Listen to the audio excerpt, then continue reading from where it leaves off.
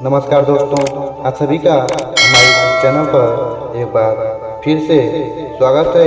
आज आपका एक और मोरल स्टोरी कहानी में जिन लोगों का यह सोचना है कि कर्म कैसे भी करो कोई फर्क नहीं पड़ता, तो उन लोगों को आज ये मोरल स्टोरी कहानी जरूर सुननी चाहिए।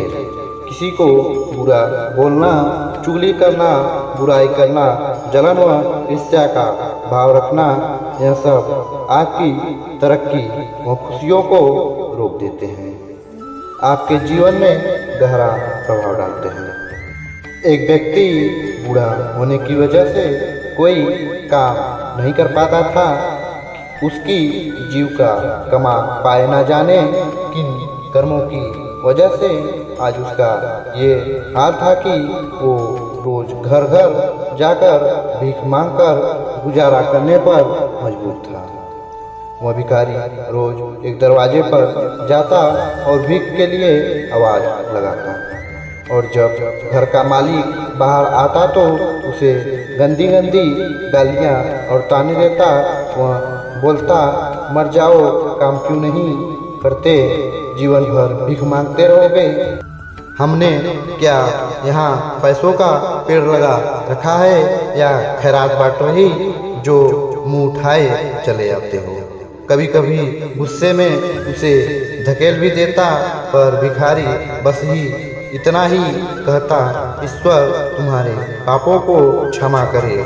एक दिन सेठ बड़े गुस्से में था, शायद व्यापार में घाटा हुआ था। वो भिखारी उसी वक्त भीख मांगने आ गया। सेठ ने आओ न देखा न ताव, सीधा उसे पत्थर दे मारा। भिखारी के सर से खून बहने लगा, फिर भी उसने सेठ से कहा, ईश्वर तुम्हारे पापों को क्षमा करे, और वहाँ से जाने लगा। सेठ का थोड़ा सा गुस्सा कम हुआ तो वह सोचने लगा, मैंने उसे पत्थर से भी मारा पर उसने बस दुआ दी, इसके पीछे क्या रहस्य है। जरूर इसकी लाइफ में कुछ तो घटना हुई है, मुझे यह सब जानना पड़ेगा। इतना सोच सेठ भिखारी के पीछे चलने लगा। भिखारी जहाँ भी जाता सेठ उसके पीछे पीछे जाता।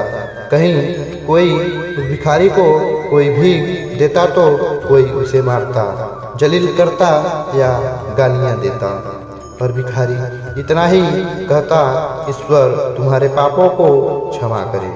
अब अंधेरा हो चला था, भिखारी अपने घर लौट रहा था। सेठ भी उसके पीछे था। भिखारी जैसे ही अपने घर लौटा, एक टूटी फूटी खाट पे एक बुढ़िया सोई हुई थी जो भिखारी की पत्नी थी। जैसे ही उसने अपने पति को देखा, उठ खड़ी हुई और भीख का कटोरा देखने लगी।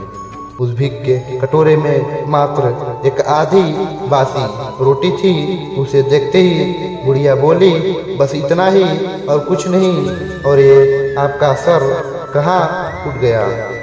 भिखारी बोला, हाँ बस इतना ही, किसी ने कुछ दिया नहीं, सब ने गालियाँ दी, पत्थर मारे, इसलिए ये सर फूट गया। भिखारी ने फिर कहा, सब अपने ही पापों का परिणाम है। याद है ना तुम्हें, कुछ वर्षों पहले हम कितने रईस हुआ करते थे, क्या नहीं था हमारे पास, पर हमने कभी दान नहीं किया। याद है तुम्हें वो अंधा भिखारी, बुढ़िया की आंखों में आंसू आ गए। उसने कहा, हाँ कैसे हम उस अंधे भिखारी का मजाक उड़ाते थे, कैसे उसे रोटियों की जगह खाली कागज कर देते थे, कैसे हम उसे जलील किया करते थे, कैसे हम उसे कभी कभी मार और धकेल भी देते थे।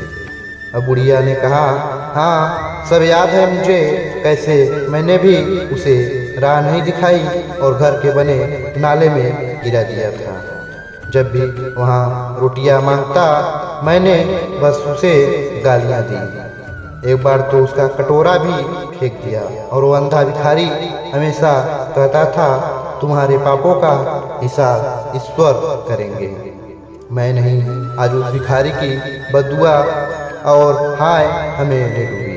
फिर भिखारी ने कहा, पर मैं भी किसी को बद्दुआ नहीं देता, चाहे मेरे साथ कितनी भी ज़्यादा बदतमीजी क्यों ना हो जाए। मेरे लब पर हमेशा दुआ रहती है। मैं अब नहीं चाहता कि कोई और इतने बुरे दिन दिखे। मेरे साथ अन्याय करने वालों को भी मैं दुआ देता हूँ कि क्योंकि उनको मालूम ही नहीं वो क्या पाप कर रहे हैं, जो सीधा ईश्वर देख रहा है, जैसे हमने भुगती है और कोई ना भुगते। इसलिए मेरे दिल से बस अपना हाल देख दुआ ही निकलती है। सेठ चुपके चुपके सब सुन रहा था। उसे अब सारी बात समझ आ गई थी कि बूढ़े बुढ़िया ने आधी रोटी को दोनों मिलकर खाया और प्रभु की महिमा है बोलकर सब सो गए। अगले दिन वह भिखारी भीख मांगने सेठ के घर गया।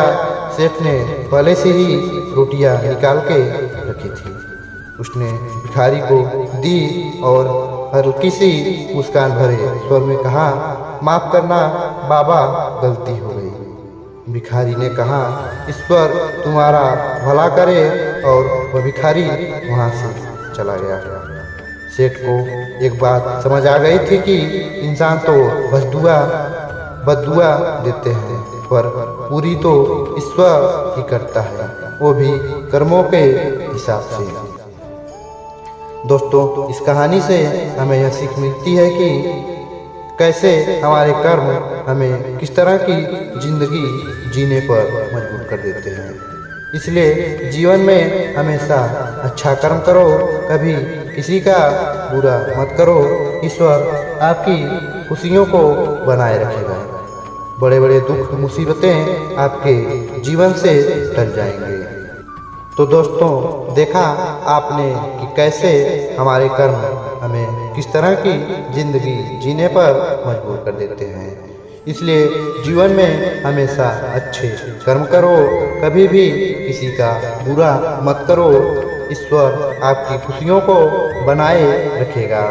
बड़े से बड़े दुख मुसीबतें आपके जीवन से टल जाएंगे।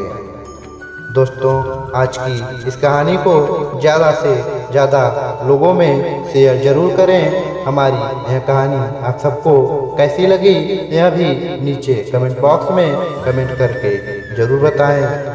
दोस्तों, हम अपने इस चैनल पर ऐसे ही ज्ञान से भरी तमाम किस्से कहानियाँ लाते रहते हैं, जिससे जीवन में सकारात्मक बदलाव आता है और मन मजबूत बनता है।